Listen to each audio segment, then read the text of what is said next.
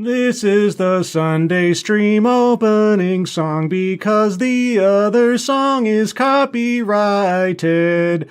La la la la la la la la la la la. Oh look, here comes Dog Cat Fox. Hi, Sky. Good morning, everyone, and welcome to the Sunday stream, the stream I do on Sundays, because Sunday is the day to stream on Sundays. Hope you're all doing well this morning. Yes, I am experimenting once again with the background music feature. Now, just as a note, I have not used the background music feature that often because classically it has interfered with my voice, or the voice track, whatever you want to call it. It made it sound kind of muffled, kind of underwatery sounding. Now, I can't tell if that's happening now, and so I'm just going to experiment. You guys tell me if somehow the quality is affected. I don't want to make your ears hate the broadcast as it goes on. But we'll see. We'll see. I got a new mix of tracks. It's a fresh upload. Maybe that was the problem before. I don't know, but you guys let me know. Otherwise, yes, good morning to you all. Hope you're all doing well on this beautiful Sunday morning. It's kind of overcast and gray out right now, but it is what it is. But regardless of that, who's joining me for this informative update stream on the industry of diversity recruiting apps? Miranda Stone, good morning, and thank you, Miranda Stone, for providing the links to the fundraisers to our friends Moonshock and Angry Illinoisian. If you guys have a couple of bucks to spare, please throw them their way. They could use it for medical bills and things like that. If you can't spare a couple of bucks, that's fine, but if you could share those links out on social media, that would be appreciated. Stargazer Nuts, Noah Asensio, Mike R, Dr. Funkenstein's Ghost, Mike Savage, Blurg, Shady Grin, Olga Karakotti, Koti. Let's see, who else is here? Brett Ide, good morning. TF Lorex, good morning. Let's see, who else? Jumping around. Rotten Corpse, good morning. Somnambular Nation, good morning. Brittany Holland, happy Easter, Brittany, and to everybody else who celebrates Easter or otherwise. Derek LaRue, thank you so much, as usual, for your continued generosity and support. I really do appreciate it. Bridget, good morning. Funtime Bats, Random American, Shadow Claw, Ryan R, Scanner Daftly, A2P, let's see, and then who else? Anybody else? Arc210, Brad Young, and Dr. Functional. Those aren't real, dude. Oh, sorry, those ain't real, dude. Let me make sure I get your pronunciation correctly. And there we are. Jacob J, good morning. Jacob J says, hey, Scribe, old viewer from when you were still streaming with Grunkle and Sinatra. Haven't seen anything from you in a while. Well, I've been here. So you've got a long list of things to look over on my channel then, but welcome back. Yeah, haven't been on a AAA stream in a while, but who knows? Stranger things have happened. Anyway, what are we talking about today? Well, I was thinking yesterday, as I am wont to do, whatever happened to Hive Diversity? Now, for those of you who are veterans of the channel, you recognize the name. If not, let me give you a brief rundown. Hive Diversity is a company and or an app, depending on how you look at it, that several years ago promised to help companies diversify their workforces. Now, I'm sure that we'll get into more details about how that's supposed to work with today's article, but I found this an intriguing concept, given that diversity, the D in DEI, really doesn't mean diversity so much as discrimination. And given the laws regarding discrimination in hiring, I thought, how does an app help a company diversify their workforce? And my summary conclusion, and which they eventually kind of admitted to in an article I read, is basically as insulation, a legal loophole insulation towards the whole process. But we'll get into that as we go, because we have here an article that was updated on April 3rd, the 10 best diversity recruiting software for DEI hiring in 2023. Now, this is also relevant to something that I did a couple of weeks ago, talking about what is the DEI infrastructure, the DEI industry, having to do to adjust to the fact that a lot of companies, a lot of big software companies and tech companies are downsizing because of the economy. And one of the first things that they've ended up cutting in these, money-saving measures are their DEI programs. So how do DEI consulting firms and companies and, provisioners of such things, how do they survive in this environment? Well, they have to move to different platforms. And so rather than, employing a diversity consultant part-time or full-time at your company, why not take advantage of our online platform for your DEI needs, so you can still say you have a DEI program in your company, even if you're not paying someone full-time. I think that's where the market is very, very quickly shifting to try to still make a buck, and companies can still check that box on their prospectus saying they have an active DEI initiative at their company while making it more virtual rather than employing people. That's a theory, a game theory after a fashion, but let's read this article. I also have, as a follow-up, an article about our beloved Hive diversity, which is no longer Hive diversity. Maybe this article will mention them. I haven't read this ahead of time, so we'll find out together. How's the music going? How's my voice sounding? So far, so good. Can you hear the music, I guess, is the first question. And if you can, does my voice sound muffled or underwatery or anything like that? Background music a tad too loud, says Brett Ide. All right, well, I can fix that fairly quickly. Let's see, we can go down about 5 notches. Okay, music and audio is good, says Derek LaRue. It does make me sound underwater. Oh, man. You see, I really like having the background music there. It livens things up a bit. But let's see, some Ammunition says it doesn't sound muffled. Oh, man. Okay, I'll go for another couple of minutes with the music on just as an introduction, and then maybe I'll turn it off and you guys tell me if you can notice a difference. But let's get into the introduction of the article at least. 10 best diversity recruiting software for DEI hiring in 2023. This review covers 10 software systems and includes details like key features, screenshots, integrations, prices, and free trial plus demo details to help you choose your best software for your needs. I've also included a comparison chart below so you can evaluate these details side by side. All right. I do sound a tad underwater and muffled. Oh, boy. Okay, tell you what. Let's turn off the music. Is there an instantaneous improvement to my sound with the music off? Let me know. See, I really want to make use of these extra features on StreamYard, and I did in the past, and they didn't seem to interfere. So I don't know what the change was. I don't know if I, flipped a switch or messed with a setting or something. Okay, so all of a sudden I sound better? All right, well, then I'll just leave it here. I tried, guys. At least I tried. Okay. Best diversity recruiting software list. Well, we're going to get into them individually, so I don't need to read that. Using diversity recruitment software is an easy way to source top talent and boost your DEI, diversity, equity, and inclusion. This type of software excels at helping you create a hiring process that eliminates unconscious biases. But does it employ and supplant with conscious biases would be my question. It will help you broaden your company's recruitment outreach so you can build a more inclusive culture. It achieves this through special algorithms designed to find candidates with different backgrounds. So wait, it eliminates unconscious biases by replacing them with an algorithm that does it for you.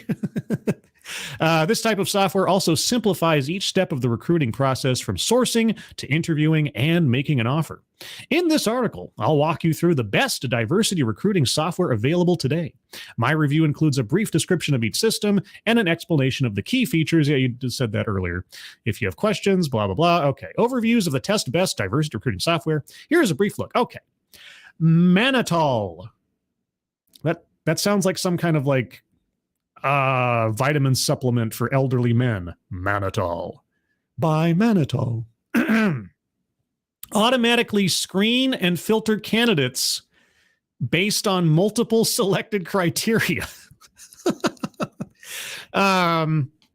Would any of those filtrations be based on race and or gender by any chance? Let's find out. Mannitol, or Mannitol, I don't know how to say it, is a recruiting software that helps companies hire a more diverse workforce.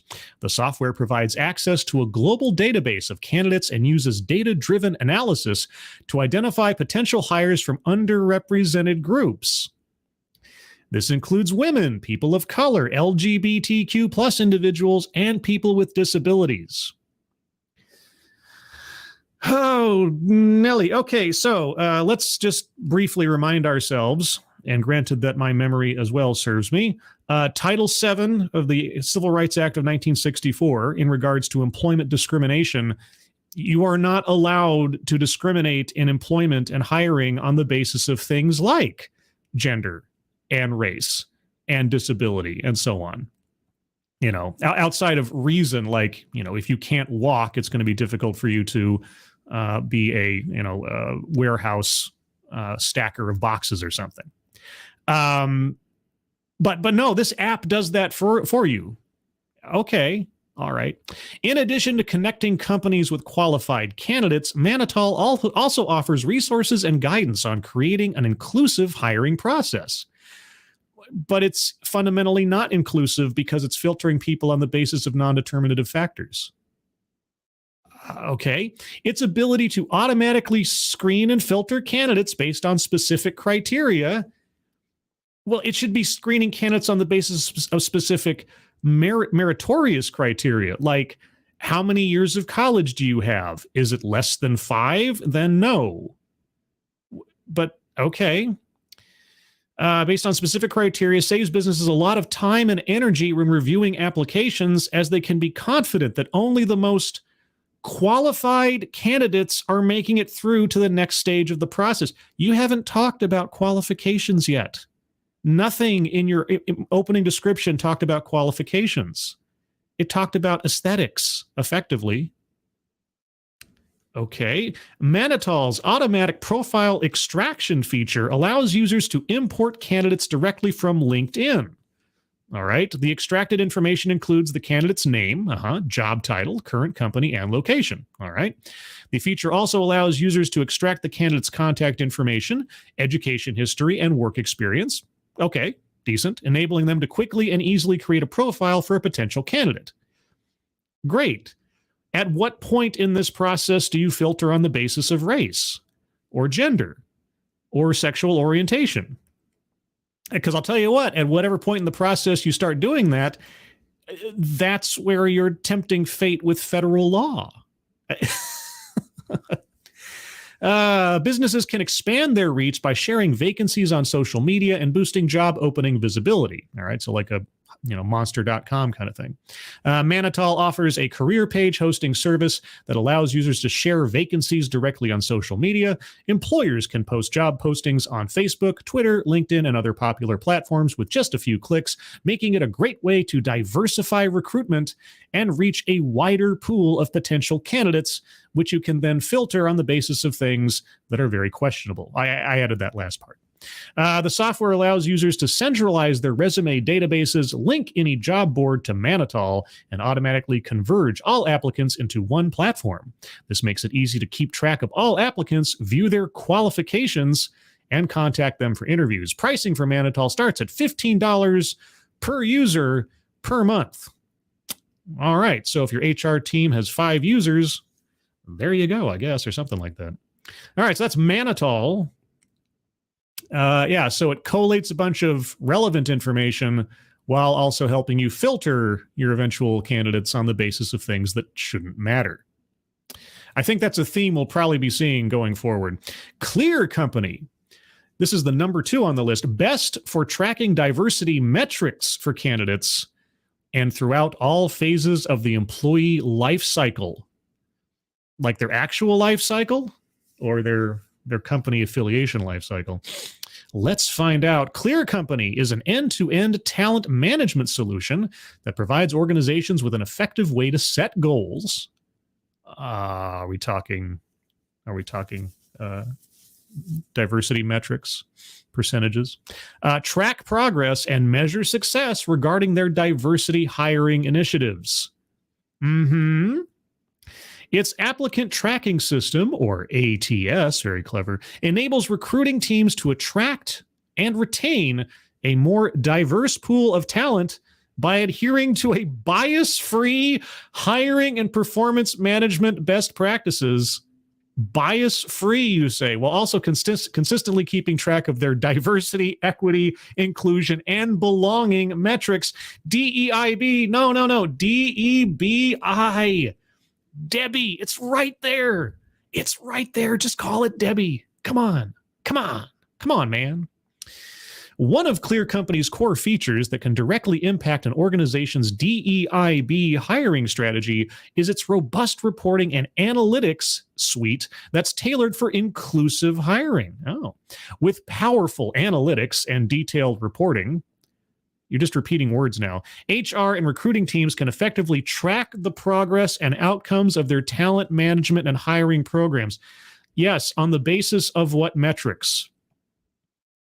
You're okay. You have diversity quotas, right? Just call them what they are. They are quotas. They are quotas based on race, gender, orientation, etc., right? We're not talking about educational ability, skills, experience. Right, okay. These reports can help organizations maximize their inclusive hiring strategy and gain valuable insights into their demographics and organizational trends. Their pre-built reports include features like scorecard analysis, requisition volume, candidate flow log. That sounds like the bullet point on a laxative or something. Source of hires, equal employment opportunity reports, equal employment opportunity, and gender diversity pipeline.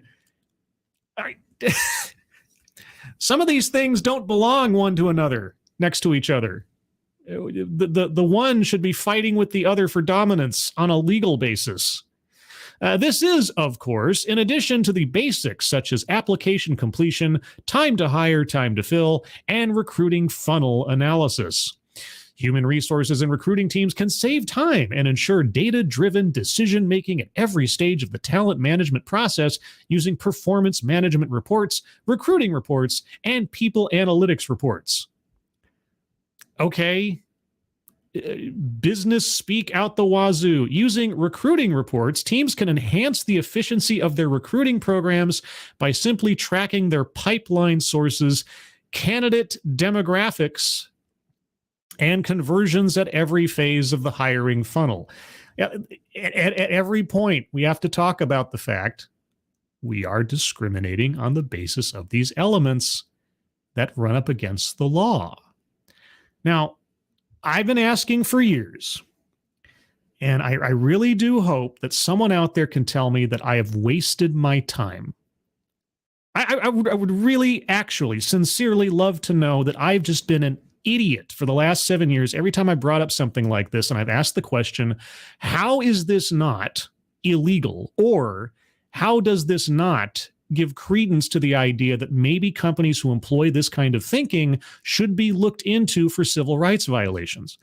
If there is an actual legal loophole or exception for these things in civil rights law or employment law that I'm simply unaware of because I'm a layman, I'm not a lawyer, I'm not a civil rights expert, and so on. If there's something that transcends the simple language of the Civil Rights Act of 1964, Title VII in particular, please tell me, and I will stop doing videos on this stuff. I'll just say, oh, okay, well, that's just another one. But I don't see how someone can look at this and put the law alongside it and not say something doesn't fit here. Anyway, we shall continue, and this is a theme that I'll be coming over again many times, I'm sure. Their end-to-end platform also features people analytics reports designed to track various metrics, including racial and ethnic diversity, pay equity, retention by race and ethnicity, gender diversity, and diversity and inclusion. What does any of that, I mean, I get the first part. What does the last part mean? Diversity. Specifically, what kind of diversity? Why do you keep repeating? Anyway. Integrations are available with over 100 popular HR software solutions, including Alliance Background, Americheck, Checker, eSkill, Glassdoor, Gmail, HireRight, Indeed, LinkedIn, Microsoft Office 365, Okta, Screening One, SkillCheck, Sterling, and many others I've never heard of before. Clear Company offers customized pricing upon request, as well as a free demo. Oh, customized pricing. Okay. I'm going to go to the chat real quick because I got so engrossed in that for a minute there. Amy Minty, scribe-like question. Couldn't these same services be used in reverse? I only want to hire white males, so a low score is good for my business. Yeah. Yes, it could. Yes. Is that, yeah. Discriminating on the basis of race, gender, orientation, etc. It tells you it's all bad, no matter how you look at it. Right? Unless you're looking at it through a completely ideological lens, it's like, oh, well, I like those kind of people, which doesn't sound right, does it? Beachy Cogito! I'm late for a very important stream. Hey, all. Hello, Beachy. Yeah. I just, I would love to know. Like, I should really try to get... I've been meaning to try to do this for a while, but I don't know that I have enough cachet to do so. To actually find a civil rights lawyer I could interview on these questions to get some answers, because like I say, if I've been completely wasting my time and my breath over the nearly 7 years I've been doing this on these subjects, I'd love to know it, you know. But thus far, I can't see how you get around the very simple and plain. This is the purportedly the promise and the protection of laws like the Civil Rights Act and specifically, like I say, Title VII. There's no room to maneuver in the language of the law. It's thou shalt not effectively discriminate on the basis of these things, period. You know, there's no sort of exceptions. There's no sort of nuance to it. Like, this list of things you are not allowed to filter people on for employment. The end. But anyway, let's continue on with our list here. Greenhouse. Oh, they sound so gentle and friendly. Assess candidates objectively with anonymized assignments. Well, it's true. Actual identity is irrelevant here, but identity politics is what comes into play oftentimes. Let's see what this is one about. Greenhouse is a complete recruiting solution that helps you create a fair hiring process by mitigating unconscious bias. The software enables your hiring manager to assess diversity candidates. Hold on. Mitigating unconscious bias, but diversity candidates. What is a non-diverse candidate? This is what I want to ask people who run these companies or who promote this stuff. Describe for me a non-diverse candidate. Who do you not like and why? Anyway, to assess diversity candidates objectively with the help of anonymized candidate details and skill ratings. Skill ratings? Oh, okay. Candidate details. Maybe that's wherein the devil lies. The platform allows job applicants to pre-record the pronunciation of their name. Anonymized? What? If it's anonymized, what does pronouncing my name have to do with anything? Okay. Allows job applicants to pre-record the pronunciation of their name and select their pronouns so your hiring specialist can put their best foot forward when starting a conversation. All right. Okay. One of the great things about this diversity recruiting tool is that it enables you to evaluate the impact of your inclusive hiring efforts so you can identify improvement opportunities and refine your process.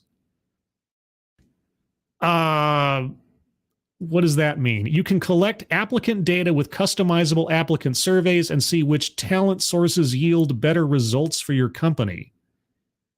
Well, better results, what qualifies as a better result? This is the hiring process. You're not going to see their performance as an employee for some time to come. So better results for your company, I can only assume means your demographic split, right? Oh my gosh. Greenhouse integrates with hundreds of solutions, including Bamboo HR, Calendly. I'm learning so many new company names I've never heard of before. Google Meet, Microsoft Teams, Skills Survey, and Zenefits.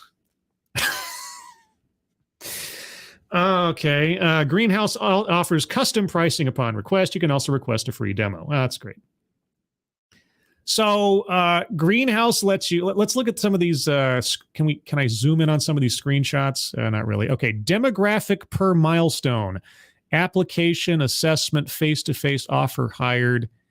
Demographic key: male, female, non-binary, third gender.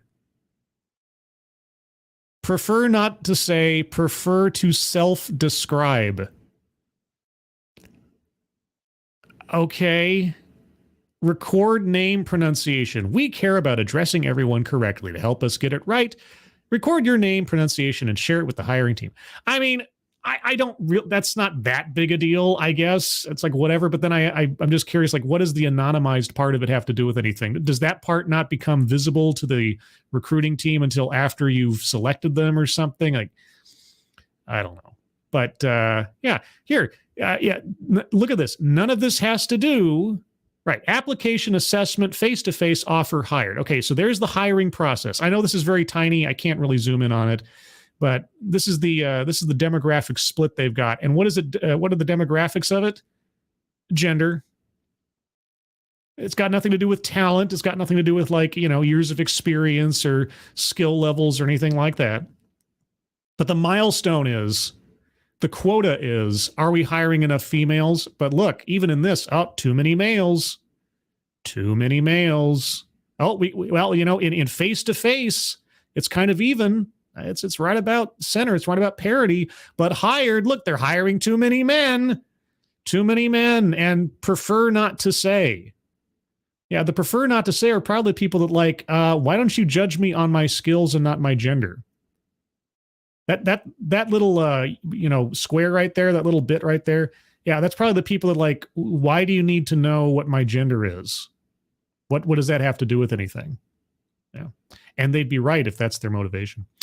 Mogul, I've done videos on Mogul before. They had a YouTube channel. I think they still do have a YouTube channel, but they used to put out little videos, little promotional things, and little stuff on like gender diversity and feminism.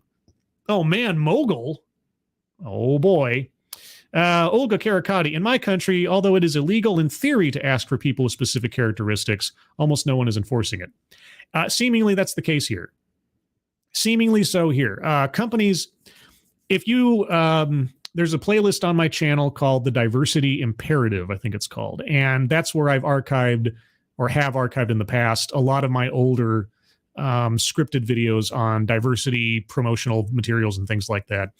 If you go back to the earliest videos on that playlist, and those are from 2016, 2017, etc., and then you just jump forward, a few months, a couple of years here and there, you'll see the language change very markedly.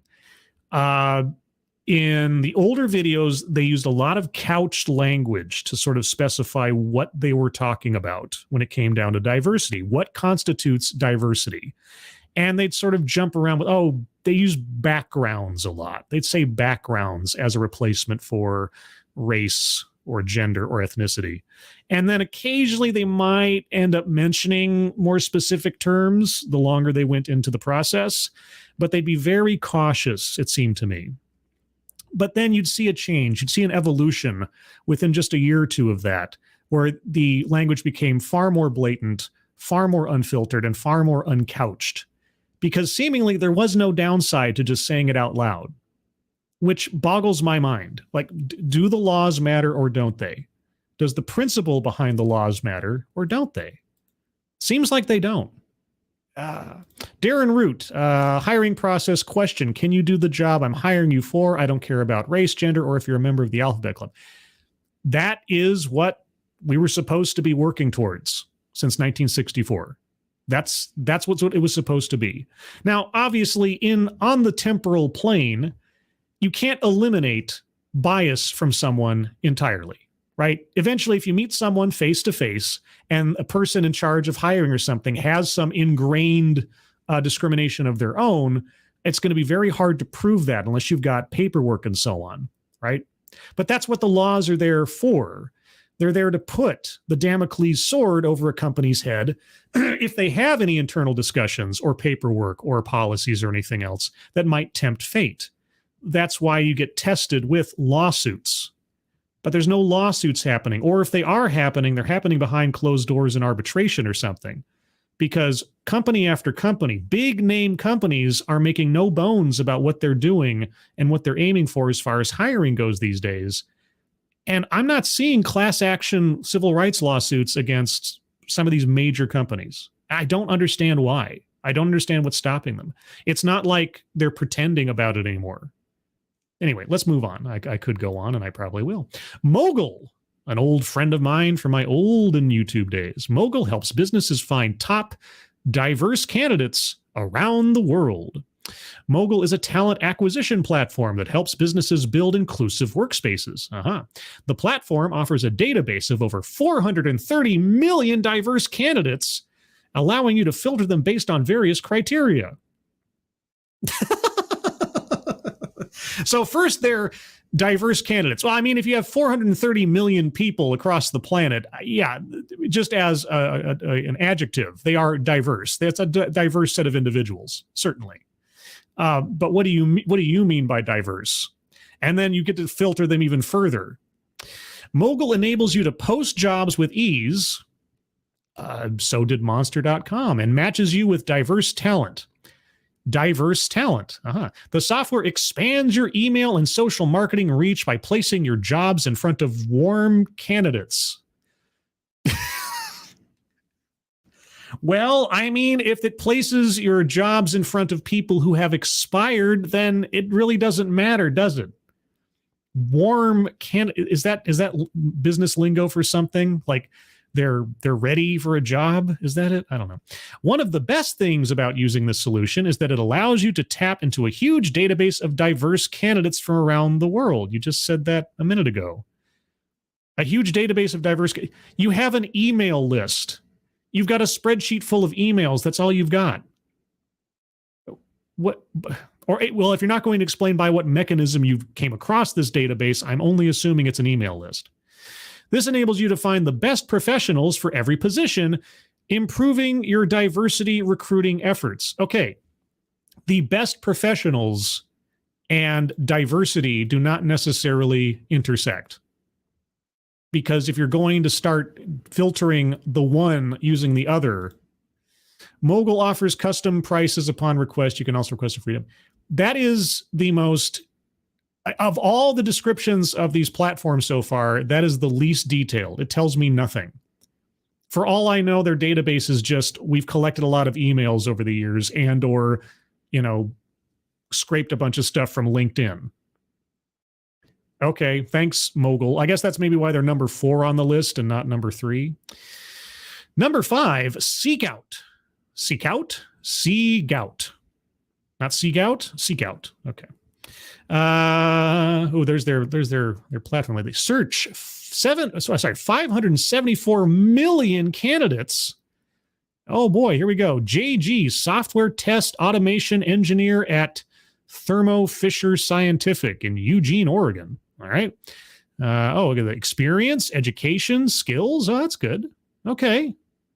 I like that. I like the fact that it's a dog, cat, fox. I like that all the avatars are little Shibu Inus or whatever. Oh, dog, cat, fox. All right. SeekOut is a recruitment sourcing tool that helps you load your talent pipeline with candidates of diverse backgrounds. The solution allows you to set diversity targets. So gender quotas, racial quotas, share inclusive job descriptions. What is an inclusive job description? Oh, right. I take it back. An inclusive job description is a job description that eliminates gendered words. Like instead of saying something like on the job description says, what are the job expectations? Candidate will do XYZ PDQ his blah, blah, blah. You take away his, you just put in their, right? That's an inclusive job description, as far as I understand it. And identify opportunities to improve representation. Well, your diversity targets and quotas don't tell you that already? Okay. This software enables you to speed up your hiring process by sourcing warm candidates. This must be some kind of common HR speak, because I don't understand it. Warm candidates? You mean living people? Unlike the zombies you would get otherwise, directly from your applicant tracking system, or ATS. The tool updates the profile so you can see the candidate's latest employment history as well as their previous interactions with your organization. Its talent search feature offers over 60 filters you can use to identify top candidates based on location, skills, experience, and diversity. So, I know I'm being a broken record and pedantic on this, but diversity is a separate category from skills or experience. Diversity has nothing to do with merit. It is a separate item. So again, how does this not tempt fate with the law? Or not just break the law? I don't know. One of the best things about using the solution is its blind hire mode. This mode allows you to automatically remove identifiable details like candidate names, photos, social profiles, or salary history from candidate profiles, so your team can make an unbiased hiring decision. Well, does it still retain things like race and gender and orientation? I don't know. SeekOut integrates with dozens of solutions, including GEM, IQ Talent, Job Diva, Lever, Smart Recruiters, Workable, and Workday. Boy, I'm just getting a cornucopia of new information on HR programs and companies I've never heard of before. SeekOut offers custom pricing upon request. You can also request a free demo. Okay. Let me go back to the chat real quick. Let's see. Amy Minty, warm candidate is someone who is actively looking for that type of job. Cold candidate is someone not currently looking for that type of work. Thank you, Amy Minty. I figured it was some HR thing after I see it twice. I figured there was a definition for it, but yeah, I don't know HR lingo. I've never directly worked in HR. I've been party to a couple of job interviews over the course of my time, but actually working in the business, I haven't been. Let's see. All right, let's move on to number 6, yellow. They call me Mellow Yellow. Build a diverse team from a pool of over 6 million candidates. Well, I mean, Mogul's got you beat by like 424 million candidates. They have a database of 430 million people around the world. I guess that's why they're number 4 and not number 6. Let's see. What's their little screenshot here? Schools represented. Schools represented by candidate. Average candidate GPA. Okay. Well, I mean, that's something. 801 schools. Okay, I see. Candidates by degree and graduate. Okay, well, I mean, this is promising at least. At least it has something to do with someone's actual achievements. Candidates by reported ethnicity/race. Candidates by reported gender. Okay, everything below this line here, as far as I'm concerned, unless somebody tells me otherwise, is treacherous legal waters. But here's the thing. Again, these companies are not the employers. This is the important thing to remember. These companies, these applications are middlemen. Ultimately, it's up to the employers to decide who they're going to hire. So the question is, if you use a third-party platform and you simply are aware of a candidate's particulars as far as their race, gender, and otherwise, but you don't necessarily have a process of your own to filter them by, does that become your legal liability, right? If I use the platform's filtering, is that my company doing it? Can that be proven? You see, we've got layers of insulation in the decision-making process for a hire. And with each extra layer becomes, as far as I can tell, an extra layer of legal complication to a complaint. Well, let's keep going. Yellow is a diversity recruiting solution that helps organizations source talent from a database of over 6 million candidates. Each qualified candidate, okay, is a recent graduate or student from more than 7,100 campuses across the U.S. They are selected based on self-reported EEOC and OFCCP compliant data. Oh, equal opportunity employment. Okay, then what does candidates reported by gender or candidates by reported ethnicity, race have to do with anything? Why is that information even included? Why is that important to our potential client? Okay. The software's built-in screening feature enables you to identify potential employees with speed and efficiency. You can eliminate unqualified candidates based on custom criteria. Is any of that custom criteria race and or gender and or orientation? If you eliminate a candidate on the basis of any one of those three things as examples, what does that say? Okay. And the tool's automation features will let them know within 24 hours. We're not looking for you right now. We're not going to tell you why specifically. We're not going to give you the list of criteria you didn't match because obviously if this app includes things like race and gender, that might be an instantaneous lawsuit. We'll just say we're not looking for your help at this time. Yellow also helps you create a branded, mobile-friendly job board. The platform enables you to share your job description on social media and track applicant activities, engagement, and touchpoints. Yellow integrates with various tools, including ADP, Greenhouse, hey, I heard about Greenhouse, Connexa, SAP SuccessFactors, or SAP, hey, you sap. Taleo, let's call the whole thing off, and Workday. Yellow provides custom pricing upon request. You can also request a free demo. All right. Hi, caramba. All right, number 7, iCIMS, or iCIMS, or iCIMS, or I don't know. Remove personal identifiers to mitigate unconscious bias. How about you remove all aesthetic identifiers as well?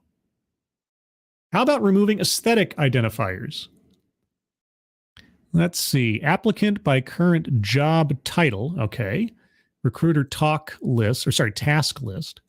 Hiring manager feedback. All right. Well, so far this all, diversity reporting, ethnicity and gender. For a second, I thought the screenshot, I'm looking at these like, okay, what does the dashboard look like? Does the dashboard for the application seem like, okay, we're tracking people's, experience, their education, their salary, things like that? I'm like, okay, that was looking pretty good for a second. But then, ethnicity and gender. iCIMS, I'm just going to call it iCIMS. iCIMS reporting feature enables you to break down your candidate data based on various criteria, such as gender or ethnicity. Okay, well, at least you're being plain about it. iCIMS is a talent.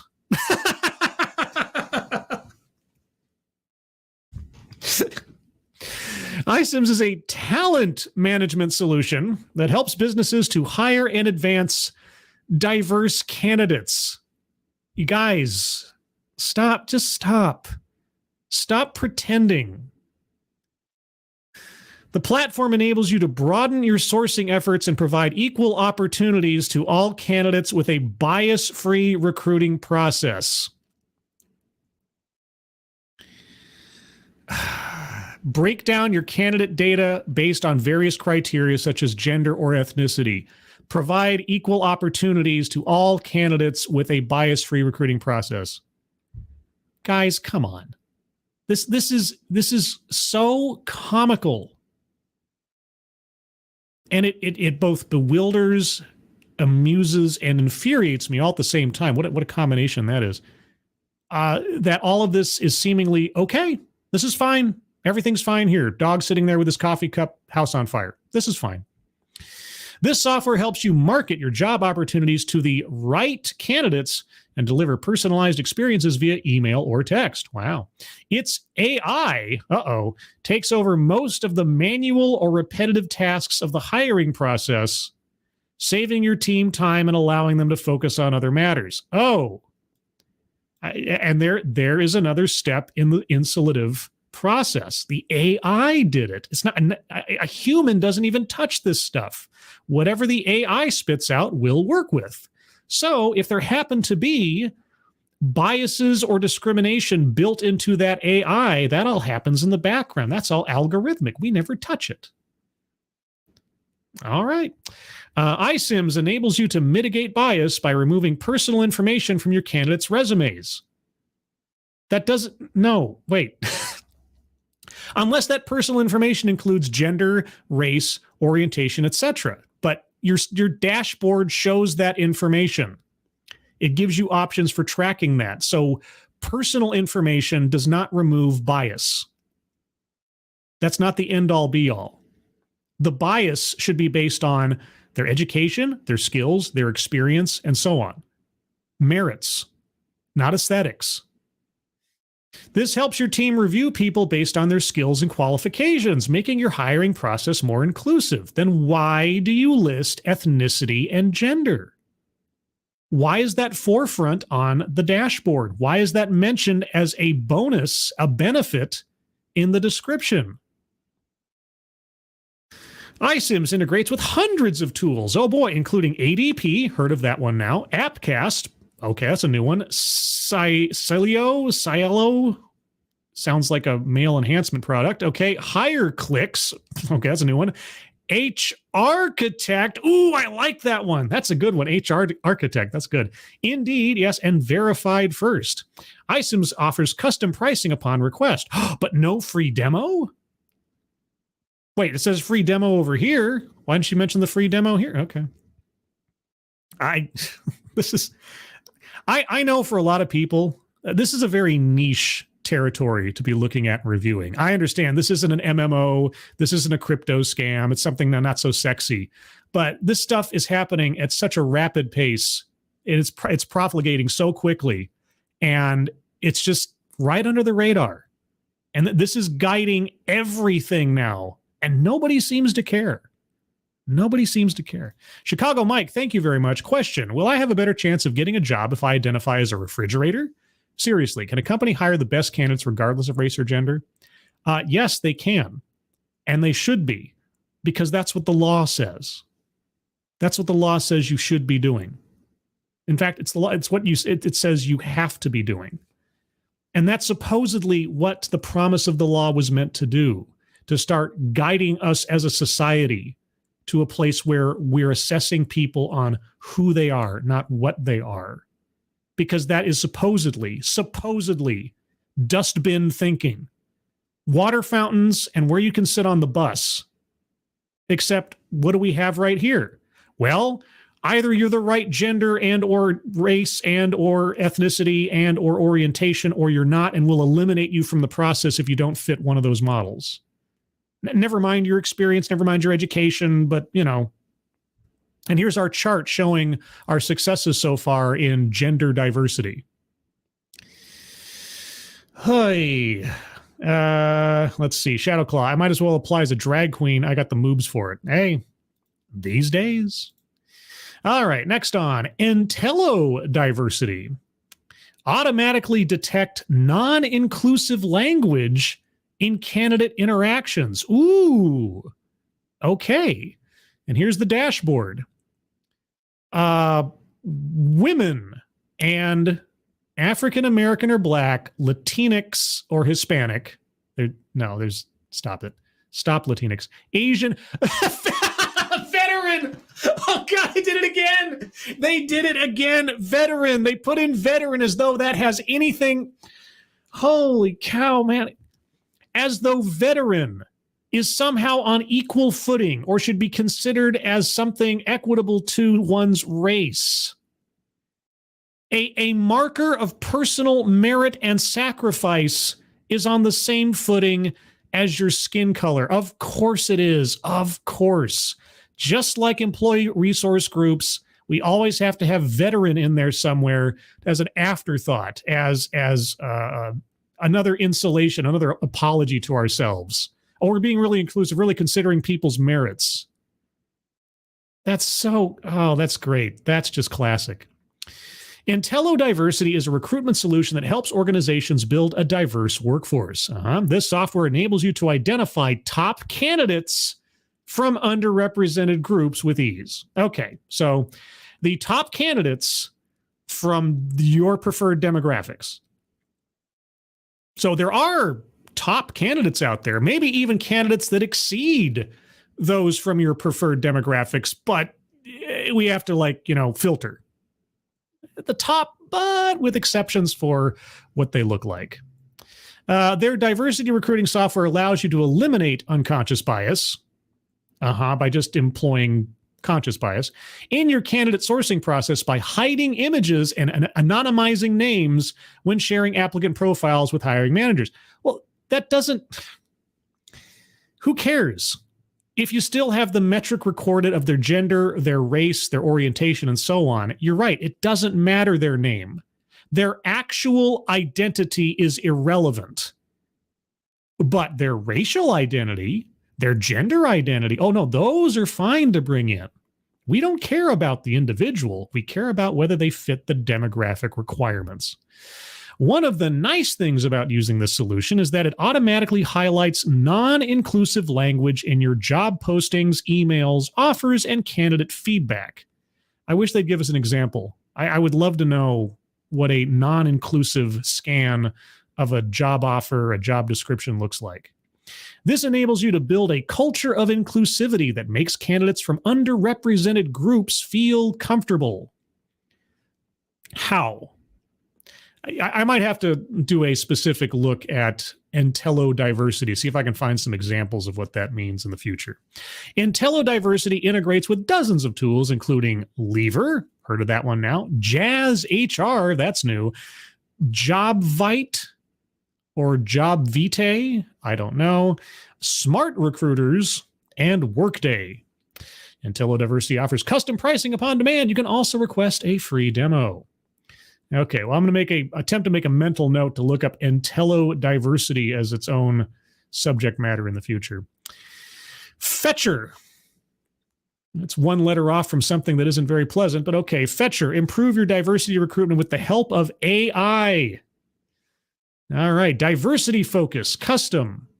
What else should we consider? Examples, industry of focus, okay, company size, degrees, universities, leads per week, multiple locations, anything to help us start with the best possible fit.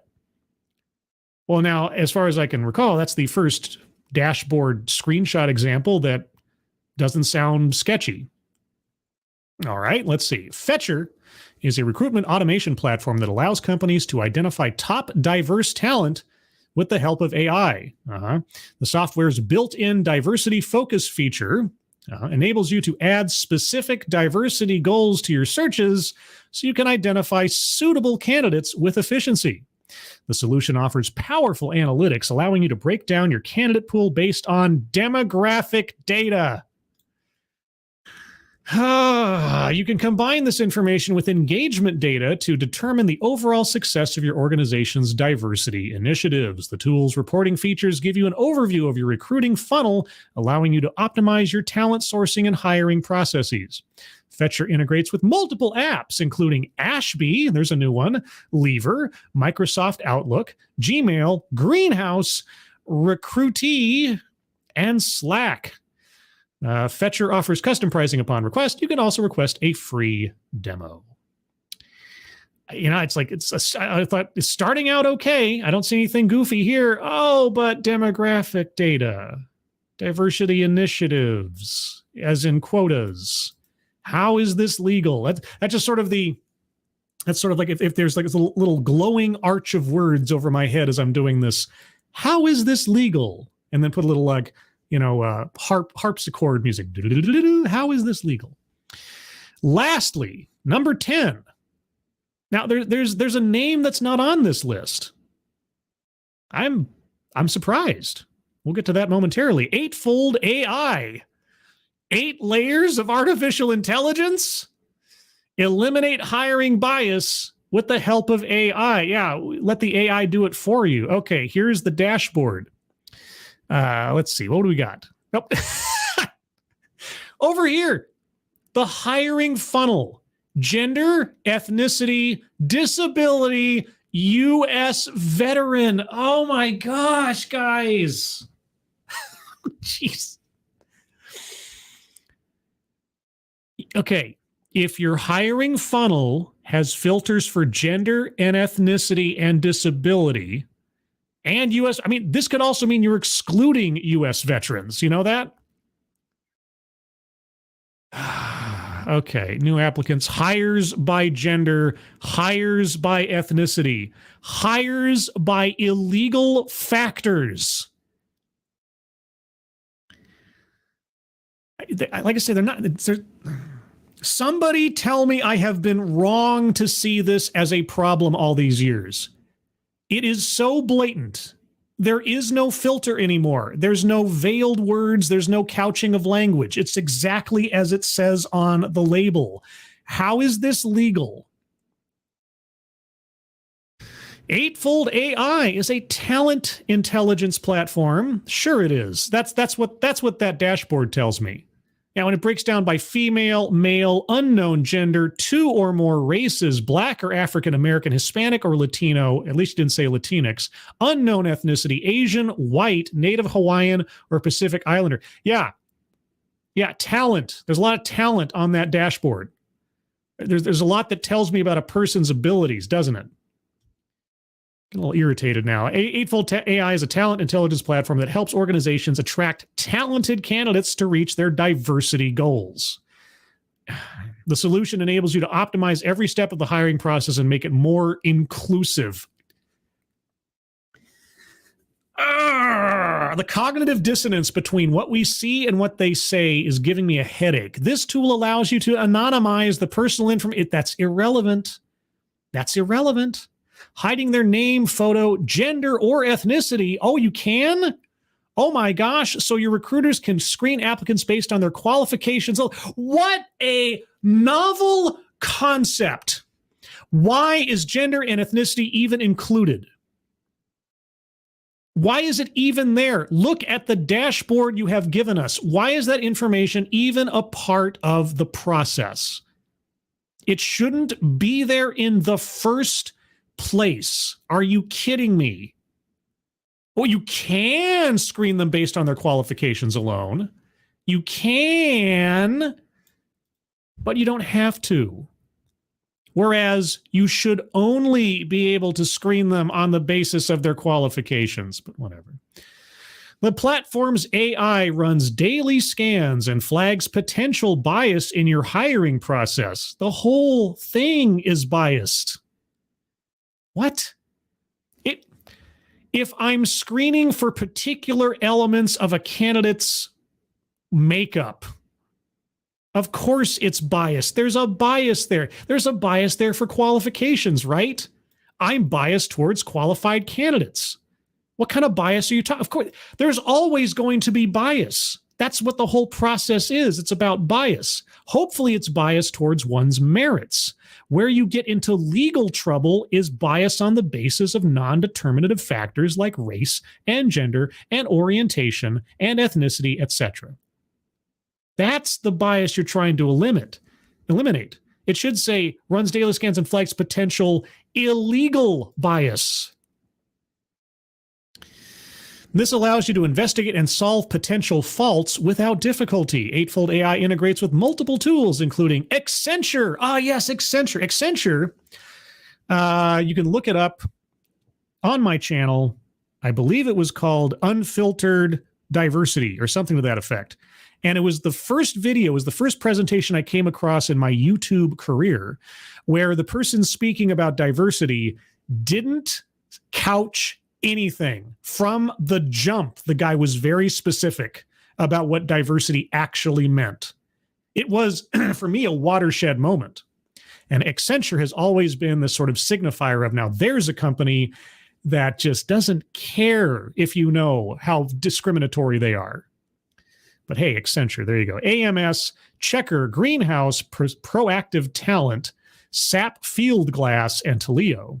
Eightfold AI offers custom pricing upon request. You can also request a free demo. Yeah, the Accenture guy, he got up on the stage, and I've talked about this before, obviously, because it's been several years.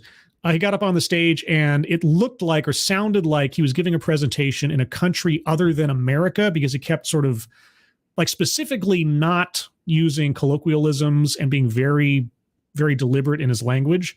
And he thanked like two ladies who were part of the organizers for the event. And he mentioned how he's a white male, which means he's not very diverse. Like one of his opening statements was he described himself and then assessed himself on his diversity quotient effectively. But then he comes up with, and I can't remember specifically what he said, but he said something to the effect of, but I am also 1/64th Native American, so I'm a little bit diverse. And I'm like, oh, yes, by the blood purity test, shall we know your worth? It was just... Anyway, need expert help selecting the right recruiting and application software? Nah, it's okay. All right, so there you go. There's 10 apps and platforms to use to diversify your workforce. I find this entire industry very interesting. Very interesting, and also very questionable, obviously.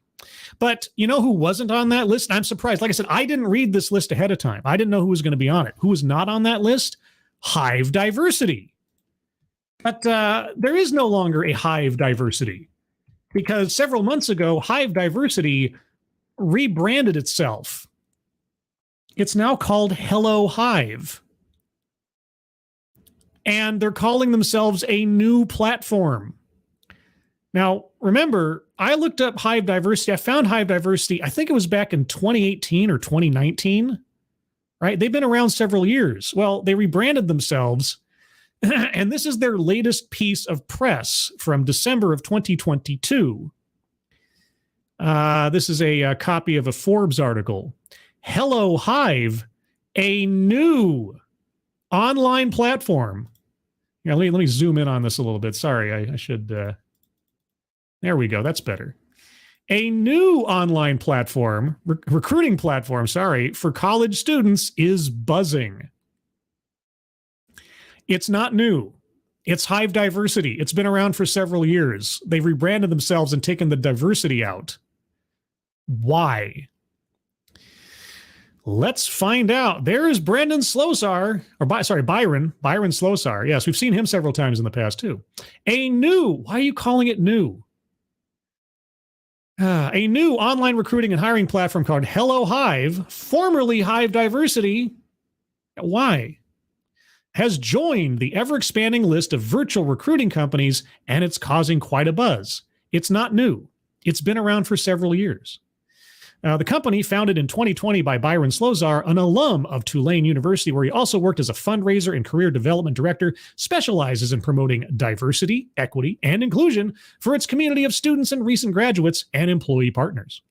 In the crowded online recruiting and employment space that includes the likes of LinkedIn, Glassdoor, ZipRecruiter, Handshake, and Knack, Hive is enjoying strong growth. In less than 2 years, it's increased from 600 students and recent graduates signed up to more than 22,000, grown its 4-year college base from 100 institutions to approximately 1,400, signed up about 80 company partners, including such brand names as Accenture, Disney, Saks Fifth Avenue, American Express, Wells Fargo, Franklin Templeton, Goldman Sachs, and Capri Holdings. All this information was known, save for maybe the metrics on their numbers of recruits or whatever, 2 years ago. I mean, when I did my first Hive Diversity videos, I looked at the list of companies that were already signed up to it, and it was a giant block. So why are we repeating this stuff? Having previously spent 15 years in undergraduate career development and recruiting, Slosar believed that the reliance on only a traditional approach to campus-based and core school-focused job recruitment had the potential of being inequitable and ineffective. Maybe it's because, I'm just going to call it Hive Diversity because that's what it is. Maybe because they were focused specifically on college recruitment. that they didn't end up in the HR list. That might be it. The majority of college students didn't really engage with campus career centers, and less than a third believed they would graduate with the skills to be successful in the job market. They often waited until they were about to graduate before preparing for the job search. And for many students, particularly from traditionally underrepresented groups in higher education, it was much too difficult for them to learn about and prepare for careers. It was much too difficult for them to learn about and prepare for careers. What does being traditionally underrepresented in higher education mean that it was too difficult for them to prepare for a career? That's a weird statement. They often did not have access to the internships and alumni networks that can be crucial to landing the first job after college. I didn't have access to internships or alumni networks. But of course, I'd have to be an alumni of a place first, unless you're talking about like being the child of someone who went to the college ahead of time. Is that as much a factor anymore as it used to be, especially on the grand scale of things? Because, most people attend a local college these days, right? Or even an online college. My father also attended Harvard, and so I got in quite easily.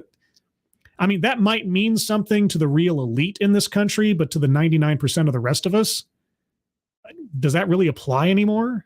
I don't know. Slosar's intent was to, quote, build a platform that's designed for students and recent graduates rather than for companies, unquote. Really?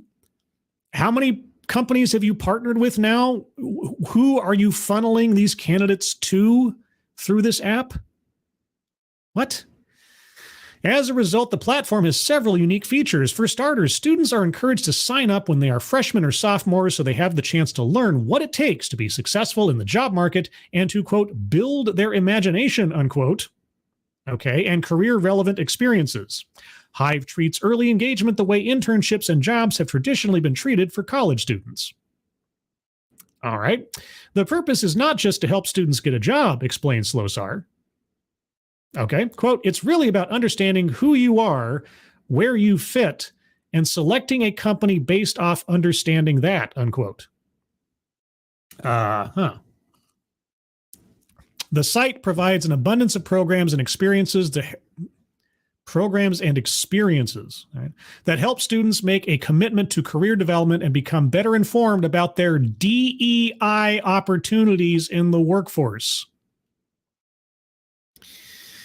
What is a DEI opportunity? Students using Hello Hive, Hive Diversity, are first required to complete a set of exercises or games called the Hive 5 process. Yes, we've discussed that before. That trains them in resume preparation, acquaints them with various job opportunities, helps them organize their profile and other personal information, gives them tips on interviewing and communication strategies, and focuses their attention on their self-identified DEI interests. What does that mean? Included in the tools is a patented resume builder, because that's never been done before, Monster.com. I keep going back to Monster.com because that was like the first big name job recruitment platform or job opportunity platform for people back in the 90s. Monster.com helped you create a resume. It helped you, define your characteristics and your interests and things, then matched you up with jobs that were available. It did all that stuff. And none of this is new. None of this is innovative. Patented resume building process. Okay, maybe. What's the patent number? Okay. Anyway, included in the tools is a patent resume builder that enables students to craft a one-page, professionally formatted resume that they can update over time and easily customize depending on the experiences and skills they want to emphasize for a prospective employer. Nothing new there. That's been available since the 90s. After completing the High 5 training, students can enter the Fly Hire portal, oh boy, where they are able to see and access early engagement programs, internships, and full-time job opportunities. All right, where does the DEI part come in? Students retain control of this process. They must make the first move for a company to learn about them. Yes, that's usually what you do when you're looking for a job, unless, you go to a recruiting booth at a college. Slosar emphasizes that the technology is built to protect each candidate's privacy. No employer has access to a student's resume or profile without the student taking the first step. Okay. Hello Hive embraces an expansive definition of diversity. Oh, expansive? Does it include merit? Does it include skill? Emphasizing that it includes not just racial and ethnic identity, but the full diversity of lived experiences, like being a first-generation college student, says nothing about your skills or ability, or an immigrant, says nothing about your skills or ability, coming from a lower socioeconomic status, says nothing about your skills or ability, and even being a student athlete. That does say something about your skills and experience after a fashion, or skills and ability. Using himself as an example, Slosar says, quote, I identify as a member of the LGBTQ community. Can I identify as a member of the LGBTQ community but practice heterosexuality? I mean, if I identify as something, does that mean that I am that? I've never quite understood that one. My value to the workforce. Wait, stop. Value. Why do you introduce yourself by your orientation? What does that have to do with anything? It has nothing to do with your value in the workforce. Or I should say, it should have nothing to do with your value in the workforce. Your sexual orientation should be irrelevant. But I digress. Well, not really. My value to the workforce is my lived experience as being a gay Southern Jew from Baton Rouge, Louisiana, who went to Catholic school for most of my life and who has 5 siblings. None of that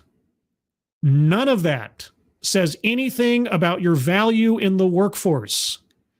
Everything you have listed there could apply to someone who is a serial killer. It says nothing.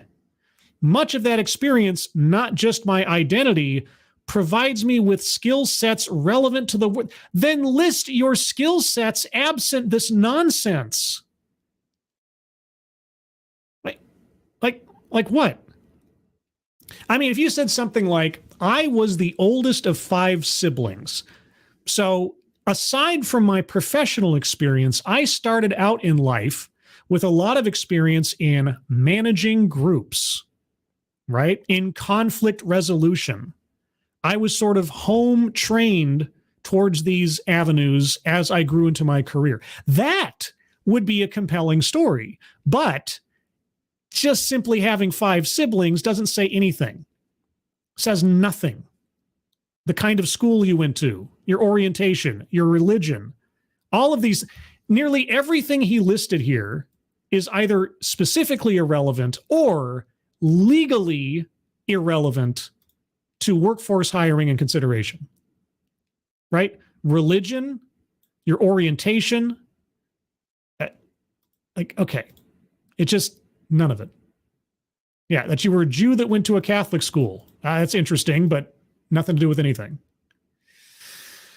That range of diversity typifies Hello Hive's student base. Oh, the diversity of irrelevant information. Okay, 35% identify as first-generation college attenders, says nothing about your skills or ability. 63% as racial or ethnic minorities, says nothing about your skills or ability.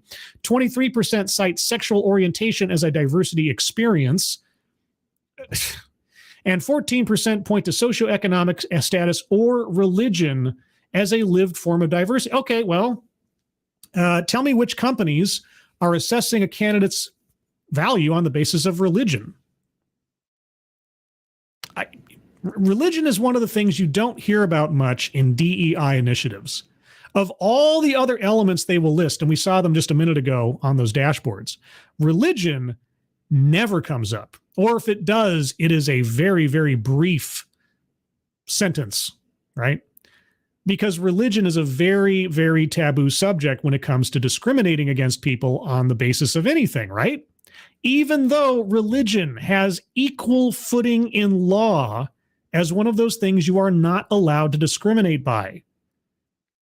Title VII, Civil Rights Act of 1964. Race, sex, ethnicity, religion, these all sit on exactly the same legal footing of no. And yet, religion is something that doesn't come up very often. But someone's diversity, as far as their race or gender, is and should be as taboo as religion. But somehow it isn't. The company, which now has about 20 full-time employees, earns its revenue from annual subscriptions paid by its partner employers, who reported an average successful placement rate of 75% for Hello Hive candidates. Among the most popular industries are finance, consulting and technology, entertainment and media, communications, and healthcare. That's interesting because in the early days of Hive Diversity, they were focusing specifically on retail and fashion. So I guess they've broadened their sights since then. Slosar believes that Hello Hive, quote, has its fingers on the pulse of tomorrow's talent, as long as they pass all the relevant tests, and that it's bridging the gap in access to good careers faced by many students at the same time it's... Wait, let's try that again. And that it's bridging the gap in access to good careers faced by many students at the same time it's opening employers' doors to a more diverse workforce. While currently restricted to students enrolled in four-year institutions, Hello Hive plans to open to students attending two-year colleges beginning in spring of 2023. So there you go. There's the update on Hive Diversity, or AKA now Hello Hive. I don't know why they took the diversity out, but maybe trying to distinguish themselves from someplace else, or maybe because did that Intello Diversity company start first and trying to make themselves more unique? I don't know. But yes, I ask again to anybody out there who either knows or can link me up with an actual civil rights attorney or something. How is this legal? Giant question mark. Well, here's the thing, and here's the admission that I'm pulling back from the last time I did a thing on Hive Diversity. They interviewed one of their senior managers in this article, and I think it was a Forbes article or a Newsweek article. I forget exactly. Either way, the official at Hive Diversity eventually made a very telling confession, which I don't think many people would have noticed if you don't pay attention to this stuff very much, but I alighted upon very quickly and latched onto. And the gist of it was this, is that when someone creates a profile on Hello Hive or Hive Diversity, they said something to the effect of asking about your race, your gender, your orientation, etc., is a little legally tenuous. So we allow them to volunteer that information into their profiles, right? Because an employer comes across some sketchy territory if they start asking their prospective recruits and hires that kind of demographic information up front, right? Because then it implies that they're, discriminating on the basis of those things. Whereas the implication by the Hive Diversity official employee was that, if we give them the opportunity to volunteer that information without being directly asked, then if an employer just happens to see that the person mentioned their race, their ethnicity, their religion, their gender, whatever, then, it's not technically them discriminating, right? And that's what I think the utility of these diversity apps are. Again, like I said, they provide an employing company with a level of insulation against accusations of discrimination. If the app is doing the filtering, if the AI is doing the filtering, if the app is recommending these candidates to these companies without the companies first doing any filtering of their own, they allow the app to do it for them, then technically the employer is not the one doing the discrimination. And since the app is not the employer, but simply a pass-through, just an agent, technically they're not doing anything illegal because they're not actually hiring anybody. They're just making recommendations. That's the gist of it as I see it. Now, I could be wrong. It doesn't feel like I'm wrong, but I could be wrong. And on the whole question of whether or not any of this is either illegal or tempting fate with legality, I'm open to being told I'm wrong on thinking that there's some risk here. But I'd need somebody who knows their stuff to tell me otherwise, because I'm just guessing. I'll take a couple minutes here for whatever you guys have to say, and then I will wrap up. Let's see. Shadowclaw, them talking about religion, you think they may give preferences to Muslims? If they give preferences to anybody on the basis, how many stories, actual true stories of discrimination have we heard over the years where people changed their names in Hollywood, in business or otherwise, so their last names didn't sound too Jewish because there was so much discrimination and anti-Semitism in the olden days, more so than now, right? Okay, religion was a very touchy subject and has become, thankfully, a much touchier subject over the years in employment, etc. It doesn't matter. Preferences for one or discriminating against another. Either way, it's illegal. It doesn't matter. But here's the thing, and I haven't done a video specifically on this yet because I've just seen it here and there. There are some DEI consultants starting to very specifically mention religion as a consideration in the workplace. It's creeping up. It's creeping up from the fringes that, well, nothing's happened with anybody promoting gender discrimination or racial discrimination or discrimination on orientation. So maybe now's the time to start normalizing religious discrimination in DEI hiring process. I don't know. I'm starting to see it in a couple of outlets that I've looked at in the past. I'm starting to see videos or segments being put out discussing the importance of religious freedom in the workplace. Sounds very positive. I don't know. I guess we'll see. I'll keep an eye on it. If I find something more, substantive, Irate Bear, to report on, I'll do so. Let's see. Who else is here? Brad Young. Martin Sheen changed his name from Estevez to not sound too Latino. Yeah. I mean, and it is a personal choice, right? But maybe there was some basis in his mind as to why he would do that, to get jobs. And maybe there was some truth to it, right? If there's a lot of discrimination against Latino actors or something, or I remember hearing about that. I think he thought that the industry didn't look well upon a Latino name, so he changed it. And maybe he was right. Should he have to be right? In an ideal world, no. But, there you go. That's what we're supposedly trying to eliminate with the laws and the changes to our society. Renovation, Scribe, problem is almost all the rights organizations which could join suit to fight the discrimination are themselves 100% on board with pushing the discrimination. I know some of those lawyers. I have done at least one or two videos with ACLU lawyers talking about DEI and just, yeah, exactly, being completely on board. This is necessary. This is needed. This is correct. This is right.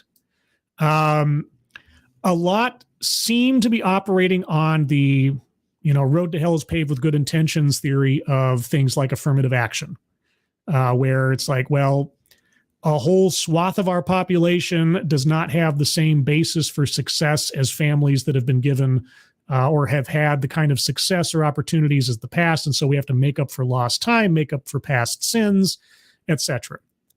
That's kind of the theory that kind of floats out there. But at the same time, when does that stop? When do you stop discriminating in favor of some people over others on the basis of what they look like? Either it is principally wrong or it's only conditionally wrong. And if it's conditionally wrong, then it's not really wrong, is it? And the law doesn't really allow you, at least by the letter, to go around it. And yet we have things like affirmative action, or at least for the time being, because purportedly sometime in the next several months, the Supreme Court is going to take up and deliver their decision on the Harvard discrimination cases and affirmative action cases. And it's possible. And I won't deny, I have a bias towards, I hope it gets eliminated. It's possible that affirmative action could be found to be unconstitutional. And as I've said before, if that happens, if that argumentation and that logic behind our affirmative action, which a lot of DEI advocates use, by the way, I was struck listening to the oral arguments in front of the Supreme Court that the language, the arguments, the terminology being used by the lawyers in defense of affirmative action sounded like it was lifted straight from the pages of any number of DEI officials or advocates I've listened to in the past. If affirmative action is thrown away as unconstitutional, I'm going to be mightily curious to see what happens to the DEI industry. Really curious to see what happens, both in their practices, their policies, what they push, and also if that might not open up the floodgate to legal action across the board with major companies. If major companies who have been pushing this DEI stuff for a while now are not paying attention to what's happening with the affirmative action case in the Supreme Court, I would advise them, if their internal counsels haven't been doing this already, I'd be getting ready. There's a possibility here for a real big problem. But then I thought there should be a problem for the last 7 years with this stuff, and seemingly nothing has happened. So what do I know? Anyway, everybody, I'm going to call it here. My voice is starting to leave me. I've talked so much. Need to take a break on that. I appreciate you guys joining me for this very niche, very sort of obscure topic, but I think it's important. I think it's relevant. I think it's something to keep an eye on because it's just so interesting as to how our society is just apparently, and especially in the business world, started accepting hiring discrimination as common course now. It's incredible. If you'd like to hear more from me, well, I've got a whole YouTube channel full of this kind of stuff, playlists and otherwise. Also, you can find me here Thursday nights at 6 p.m. Pacific, 9 p.m. Eastern for TED Excellence, where I take a look at off-brand TED Talks for fun and entertainment. I call it funtainment. And I also, if you didn't already know, I have a Discord server.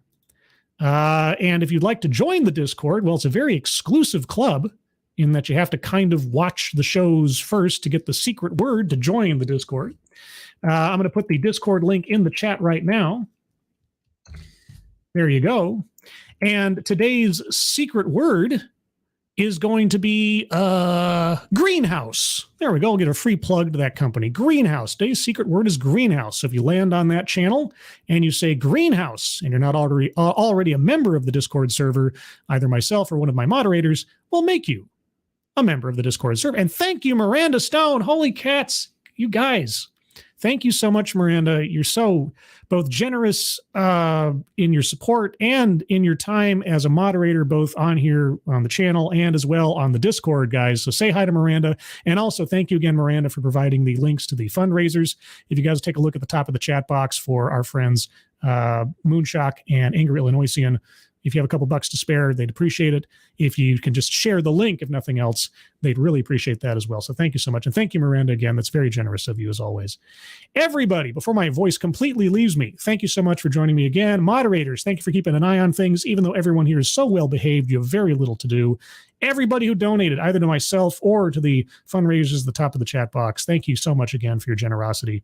If there is a content creator you like out there, whether it's me or somebody else, be sure to share their stuff. You guys are our best algorithm, and YouTube is a very, very constricting mistress sometimes when it comes to getting the word out that we exist. And if you share out my stuff specifically on Twitter, if you can tag me when you share my stuff, that lets me know that you did so. And I like to know that so I can thank you personally, because I really appreciate it. Everyone, have a good rest of your Sunday. Have a good rest of your weekend. Happy Easter and egg hunting, or whatever you do on Easter, whatever you enjoy. Hope you have a good week ahead of you. I hope you are all safe and well. If you are not well, please get well soon, and I'll see you on the next one. Take care. Bye-bye.